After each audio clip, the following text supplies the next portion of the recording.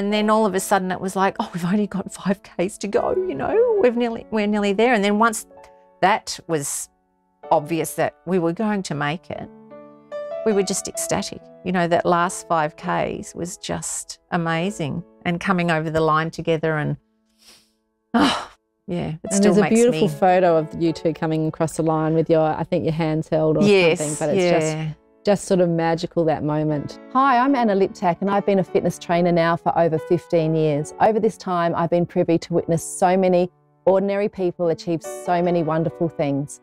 Through this podcast and a documentary I co-produced, I'm Not a Runner, I want to share these stories to show everyone that anything is possible if you have the belief and the motivation. Today, I'm so excited to be talking with Leanne Parkes. When I first became a fitness trainer over 15 years ago, Leanne was my very first client, and I'm very proud she is still with me today. Leanne was a very reluctant runner, but at 57, she ran her very first marathon. Leanne in this show will share how she did this. So today I'm lucky enough to be joined by the lovely Leanne Parkes. Leanne, thanks for joining us today. You're welcome. My pleasure. I'm going to start by introducing you as the first person I ever trained 15 years ago. Can you believe it's been that long? I can't, no. It's just flown by. It has. I think I actually got a cheque in the post from you. I should have kept that cheque. That's right, and it went missing. Yes. I think it travelled around South Australia. Yeah, yeah. But you're my first ever customer, so thank you for that. Thank you for still being with me, Leanne. But let's get started to you. Can you tell us a little bit about yourself? Sure. I am 62 years old, married to the lovely Gary. We've got 4 children between us, 2 of the older ones from his first marriage and then 2 of our own, who are all grown up now. 1 living in New York, 1 in Brisbane and 2 here in South Australia. I actually grew up in Victoria, so lived there until I was 30. My family's still there. My working life was mostly secretarial sort of work. Worked in a TAFE college and Parliament House in Victoria. And then when I moved over here, I got a job at Parliament House here as well. Have always been quite active, played tennis and still do? Yes, still play tennis. Made a very close-knit group of friends when I was a teenager at the local tennis club, and we're all still really good friends, which is I think probably one of the things that I value most is the friendships that I've made through sporting activities, and you know, her time is certainly one of those things as well. Yeah, because you've been with her time, his and her time, for 15 years. Yeah. What keeps you coming back? Probably it's just become such a big part of my life. You know, fortunately I'm retired, and so when I did retire, I needed to really have things in my life that were part of a routine, you know, so that I sort of kept interested in things, but also felt that I would remain an interesting person instead of just, you know, sitting around not really doing too much. So the commitment to the classes, I feel so much better when I've been exercising. And I've made some really lovely friends through his and her time as well. So, exercise has obviously been and is an important part of your life. Yeah. What does it do for you? It makes me feel much better, I think. I have to say that in the early days, when I was much younger, we would not feel so guilty about going to the pub after we'd played tennis, or, you know, we used to go away for tournaments in the country and things like that. And yeah, there was always a lot of celebrations afterwards. You have to celebrate. Exactly, that's right. But yeah, I think it makes me realise that there's so much more that you can do if you just keep yourself fit and healthy. Yeah, and so much more that you can do. Can you explain on that? I think that's a really good point, that it's not just about the exercise doing it, it's about what effect it has on your whole life. Yes, that's right. Yeah, certainly feeling better, giving myself, or trying to push myself sometimes, maybe not so much now, but when I first started with you, you know, it was a real effort, because I hadn't really been doing anything like that before. Obviously makes you feel better. Yeah. Yeah. But what else does it do? Like, does it, you know, like I know it filters into other relationships, you know, what you do during the day. Keeps me structured, I suppose, you know. And there's lots of things that I like to do. Like my husband recently bought a motorbike and, you know, he was wanting me to go on that with him. And I thought, I'm really lucky that I can actually get on this motorbike and go. Some people my age wouldn't even be able to get their leg over the motorbike, maybe, you know. Playing tennis, it enables me to keep playing tennis at a reasonable standard. Even just walking up hills, you know, like we were in Townsville the other day. There's no way I would have been able to walk up that Castle Hill if I wasn't consistent with my activities and my fitness and all of that sort of thing. Yeah, and I think that's really key to exercise is that, one, you need to find something you enjoy. Yes. And two, you need to be consistent. Yeah. Which your misconsistency, I would say, coming to his and her time for 15 years. Yeah. But, you know, it's very rare for someone to be with some group for 15 years because, you know, most gyms will say you'll only have someone for 6 to 12 months if you're lucky. Okay. So I'm extremely lucky to have you for 15 years. Why do you? I mean, there's lots of people in his and her time that have been coming over 10 years. come in and out, yeah. But from my perspective, it's interesting to understand why. Well, I think I love the outdoor side of it. You know, I'm not keen on being inside a gym, especially these days with the whole COVID issue. So being outside, it's always been local, so I haven't had to travel very far. The range of exercises that you do, you know, we've done lots of different things. I was lulled into thinking that there was not going to be much running involved when I first started. Well, that went out the window, didn't it? Yeah, but then you turned around to me and said, we want more running, when I did diminish it slightly at some stage. So, the variety has been really good. And I think the challenge too, you know, like sometimes we would turn up and you'd make us go up and down the zigzag 20 times or, you know, different things that initially we would all go, I'm going to do that for. So I've got to get past a lot of that. But you just push yourself. And I think that group training for me is the best thing because, I'm a bit competitive and, you know, you don't want to be not able to do the things that other people do and push yourself. There's always someone that you might like to try and beat. Yeah, and not even, there's like 70-year-olds in the group and I look at them and think, well, if they're doing that without complaining, I can do that. Yeah. So, you know, having that Absolutely. range of people. But I think we've got a special community too. So I think it's really important for people to find something for themselves, whether that might be. The other thing I think that might be key within what we do is that we set these constant goals and events that you've participated in. Yeah, which keep the interest and the group and the special and the achievement that you get out of it. Tell me about some of the trips that you might have been on with us. Well, the first one was the Paris Marathon. So just on that, Leanne, you've just said that you didn't like the running, and I remember probably 2 years before that it was very specific. Anna, we don't want to run. We don't like running. So I had to really pull back. Because, you know, that my passion is running. So I did have to pull that back in and rein that in. And then at some stage you switched. Yes, I did. I think it was the thought of going overseas to do, you know, an event like a marathon.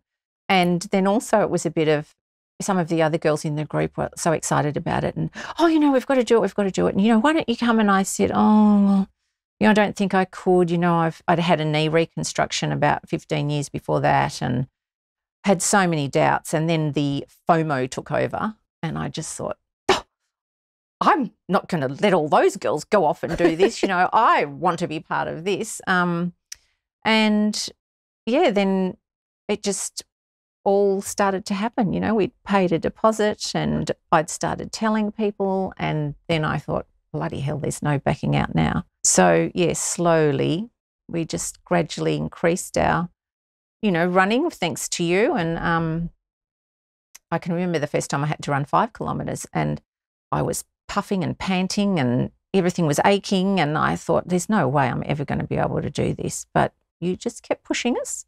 And how old were you when you did the Paris Marathon? I would have been 57. 58. Your first marathon. Yeah. And you had never really run. I mean, that's enormous, Leanne. So congratulations on that. That's a huge achievement. And so how did you do that, Leanne? Go from not wanting to run to then signing up at 57 to a marathon, the Paris Marathon? Yeah, very slowly initially. Yeah, as I said, 5 kilometres to me was just like, oh, that was so difficult. But then we slowly increased, and I think you had this Sunday runs where we would all, meet down at the beach and run along the esplanade. And, some people were doing 5Ks, some people were doing 10Ks. Eventually we sort of I remember the first time we did the 10K run, and again, oh my God, this is so difficult. And your mum was at the halfway mark giving us lollies and drinks and things and words of encouragement. And we're, with the other girls that I was running with, we would chat, and the time just seemed to go by. But we knew, I think that was probably about 12 months out from the marathon when we first decided we had to start getting serious about it. And over time, we just slowly increased, maybe an extra kilometre each week, more exercises with the his and her time group that were probably suited more to us getting stronger in the legs and all of that sort of thing. I did have to try and modify my food and my urge to drink champagne or whatever. So yeah, it just happened over time, I suppose. And so this is interesting because I've spoken to a few people now, and I've watched obviously lots of people over the last 15 years and trained loads of people to get to a marathon. And often people do the cross training during the week and then they do their longer run on the weekend, as opposed to some people who go and run and they just run. Yeah. And then they end up getting injured or whatever. Yeah. How did you do your training? I did with the cross training with you 2 or 3 times a week, I think, at that stage. We did a long run on either a Saturday or a Sunday, which was sort of, started with the 5Ks, and then we were slowly working up, I think, to sort of 21Ks. We did a shorter run sometimes on a Thursday afternoon, just maybe 5Ks or something like that. But I was still playing tennis at the same time as well. So I did actually get to a point where I was starting to feel my knee was giving me a bit of trouble.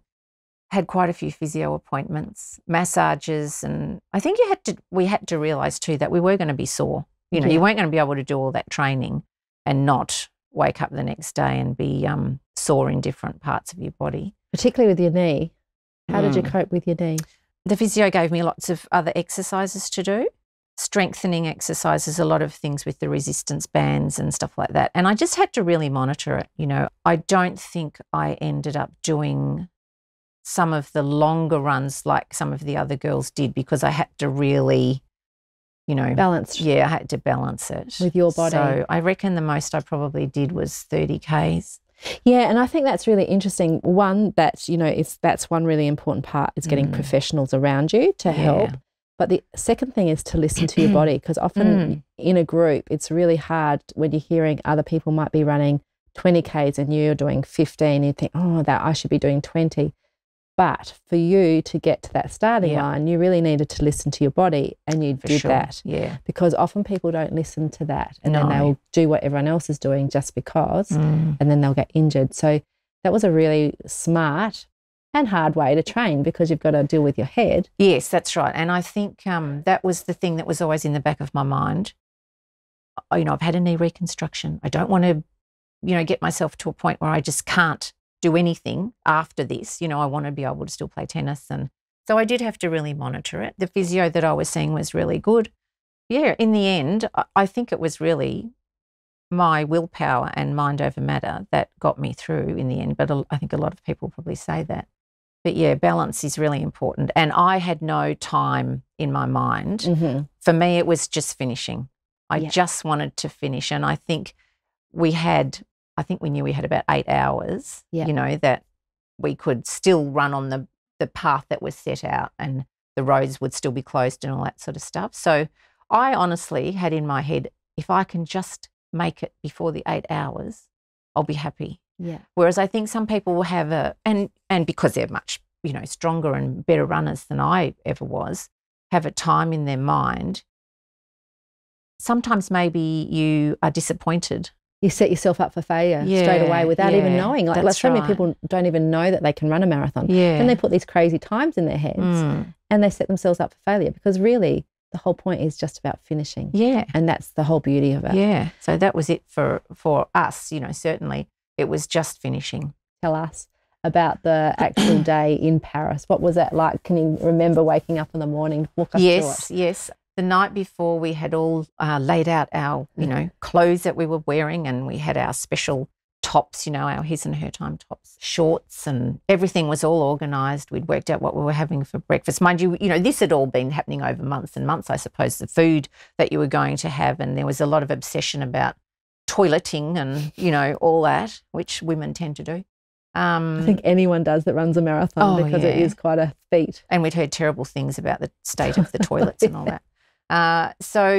There was 4 of us staying in an apartment, which was not far from the start line.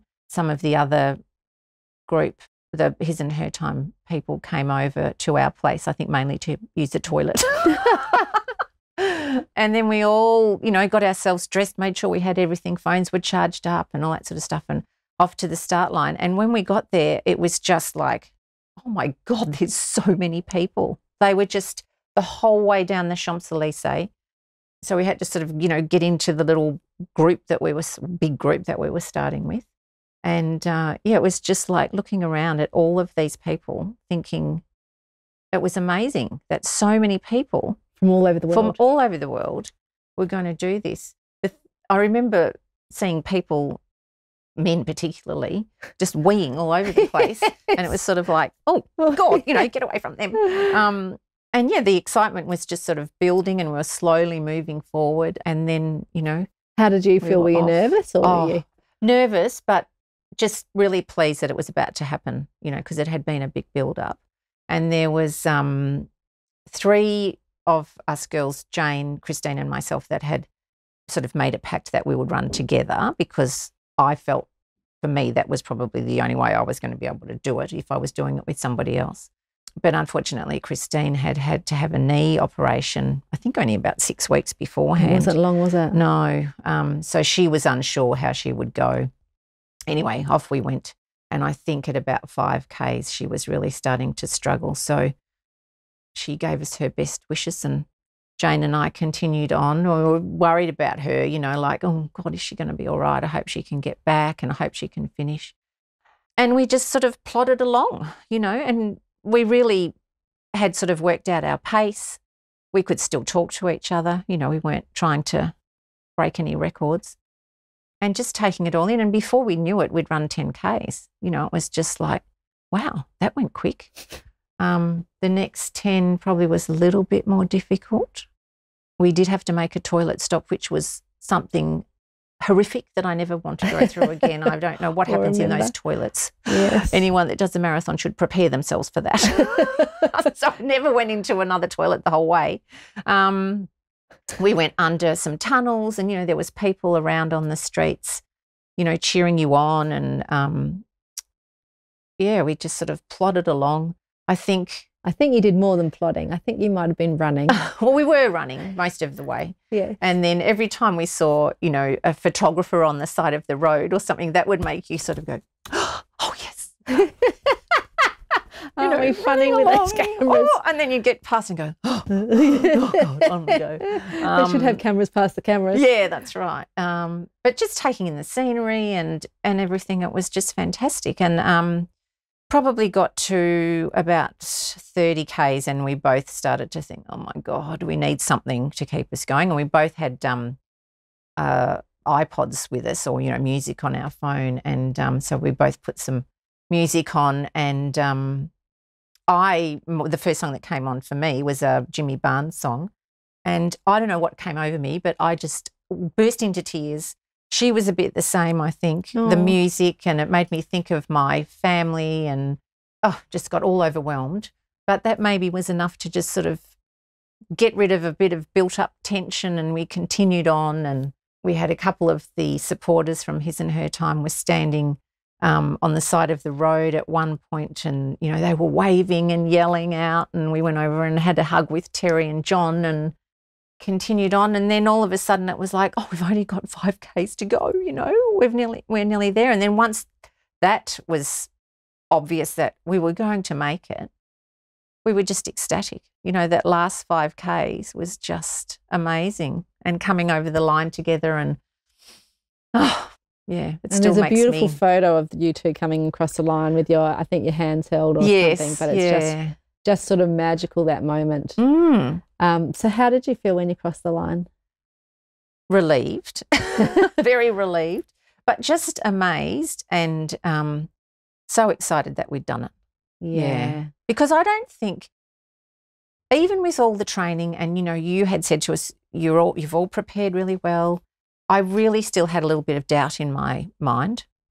So it probably really wasn't until there was, you know, maybe 5Ks to go that I thought, bloody hell, we're going to do this. Yeah. And I think that's like any marathon, really, because it's such a long distance, you actually really don't know. No. You know, with the shorter distances, you know that you're going to finish it, but over 42 Ks, you don't know, even walking, whether you'll make that distance. That's right. So congratulations on such a huge achievement. Thank you. Yeah, Thank it's massive. Where to? What have you done since then? Well, I think the next day when we got up, the next day after the Paris Marathon, and none of us could walk, and we were upstairs and we had to try and get down the stairs to actually go and have breakfast, we all said, I am never doing that again. That was just amazing, but I'm never doing that again. And then about 2 years later, somebody started talking about the New York Marathon, and I thought, nope, not doing that. That would just be ridiculous. You know, I'm older and da-da-da. But at the time, Hayley, Gary's oldest daughter, was living in New York. And I thought, well, this would be a good opportunity, you know, to actually go to New York, see her. We had been to New York previously to visit her, and do the marathon at the same time. And so off we went again. Signed up again. Oh dear. But that was actually a bit harder because I really was having trouble with my knee. So I did a lot of my training on a exercise bike. Yeah. I didn't actually do a lot of running, and I think the most I'd run was about 21K. So I even before you left. Yeah, had more doubts. But the cycling was very good for my cardio. That's right. So yes, off we went. Gary and Hayley I dobbed them in to be on a drinks stop, you know, along the way. So that was exciting. Yeah, so on this one you couldn't train because of your knee. That's right. So you did the training, which is in itself is a mental feat because you're actually on a bike. I remember this. You actually had to hire a bike or something at some stage. A friend of Gary's was getting rid of one, and so he gave it to us. So I had it set up upstairs, and I would put some music on and, you know, pedal away. So did you have any doubts in your mind that you would be able to do it? Yes, I did. But again, I, you know, hooked myself up with Christine and Marika, and we made that pact again that we would stick together. And, yeah, that was hard. I did have a bit of problem with my calf probably about halfway through. But we just encouraged each other and, you know, we can do it. Marika's very positive. So I think we ran the last 10Ks faster than we run the first 10Ks. Which is the best race you can do. Come home faster than you start. That's like the ideal race. Yeah. So that's incredible. That's an incredible achievement for you, for anybody, to be able to run a marathon after such an injury, like something that you're dealing with. What would be your biggest tips to someone who wanted to run a marathon at 57, 60? You know, what would you say? What would your tips be? I think probably take it very slowly initially.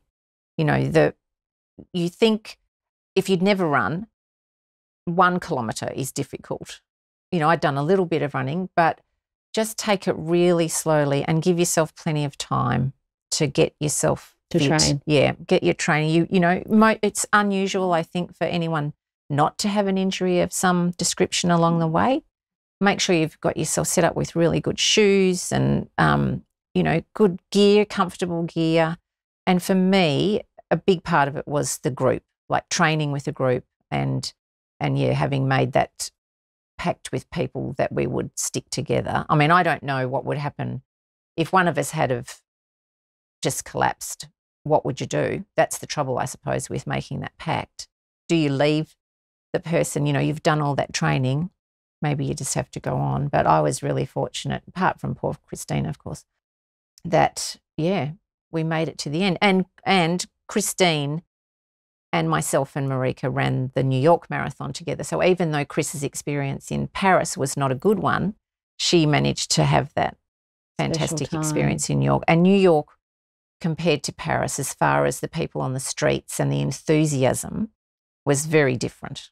Yeah, you can't replace that to New York. I was amazed. Yeah, and I always say that to people. If you're going to run one marathon, do the New York one. And, I'm now fortunate enough to be one of the only ITOs in Australia that can sell tickets to the New York Marathon. So they are hard to get. And I think there's only 4 companies that can get you to New York. But really, that's just, that's the one to run. Absolutely. It's like they pay everyone to be on those streets for you. Like I think New York do an incredible job because those people stand out there for 12 hours willing you on. I think they do more work than we actually do as running. They're just incredible. It's so special, isn't it? Yeah. So special. Yeah. And the route as well, I think, like going through the 5 boroughs, finishing in Central Park, it was just overwhelming. Yeah. Again. Even though I finished the Paris Marathon and said, that's it, never again. And a few people said to me, actually, when I signed up for New York, well, I thought you were never going to do another one. And I said, well, I changed my mind. Yeah, and that's fine to change your mind, isn't it? So I think the incredible thing about it is that you've always been fit, but to have these experiences, don't you think that, I don't want to put words into your mouth, but that really rewards you for... Oh, absolutely. Yeah, absolutely. For all your efforts? Yeah. And I think, playing tennis it kept me fit, but it's a different sort of fitness. It's sort of short, sharp bursts, with tennis. You're not really running distances. And even as a younger person, I would, go in sprints at school and things like that. But I was never, ever into distance running at all. I mean, in the meantime, we'd done some city to bays, which again, keeps you fit. Did a few of those. I think we did an Adelaide half marathon at one point as part of our training. Lake Taupo? Yes, of course. Well, that was fantastic too. The Round Island uphill relay. and down Dale, didn't like hills either, but that was probably the hilliest run I've ever done. And that was special because that was in a group, so that pressure is off you. Yeah. So the fitness has always been part of my life, but it's a different sort of training, completely different sort of training. And a different sort of achievement, don't you think? Yeah. Like, do you look back on those moments now and think, I did it. Yeah, you did it. Absolutely. And I think too, when I remember with Paris, my dad was still alive and he said to me, now I've seen it's on Foxtel, so I'm going to be watching. And I thought, you won't be seeing me, Dad. Good luck with that. Exactly. Like you might see, all those elite people that come through in 2 hours. I don't know how fast they do it in. Like they could have run 2 marathons in the time that I was doing it. But afterwards, just the beautiful messages that people sent and, we're so proud of you. And, we did have doubt that you could do it, but that was just so lovely to have so much support from people. And you know what the best thing is? The person at the front who did it in 2 hours got the same medal. Well, that's true. As you did. Yes. Because that's the beauty of a marathon. Everyone achieves this wonderful feat together. Yeah. We all are able to run. I think it's one of the only sports you can run directly behind the professionals who are amazing and incredible, and we get to share their race with them, and we receive the same medal as them. Yeah. Every now and then I look at them and, the photo, which is still on display, and I do think, how did I do that?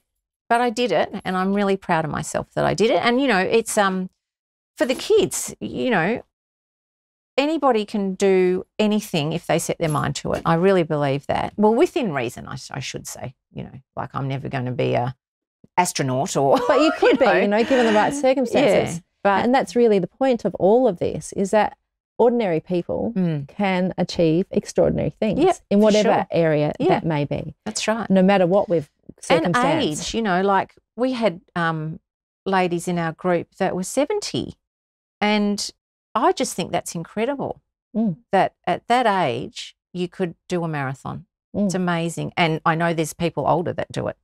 you know, there's statistics on people that are in their 80s, and I think there's even been a 90-year-old person that's done it. So it's not impossible.